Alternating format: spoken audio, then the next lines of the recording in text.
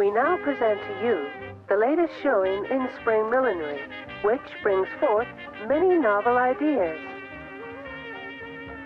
Rachel Torres decides that a pretty two-piece felt set, hat and bag to match, with applique flowers of felt, is just the right dash for early spring wear. A black and white chapeau of felt, chosen here by Laura Plante. Isn't it sweet?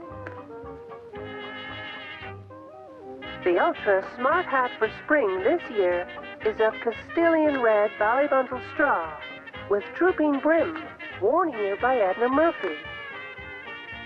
A decided spring note is obvious in this ensemble of an English tweed coat and imported print scarf worn by Barbara Bedford. A most striking feminine chapeau is brought forth in wavecrest green with ecru lace trim in large flare style, so becomingly worn by Corliss Palmer. Jeanette Loft chooses this new ensemble of imported Josette crepe with printed blouse and a large scarf collar.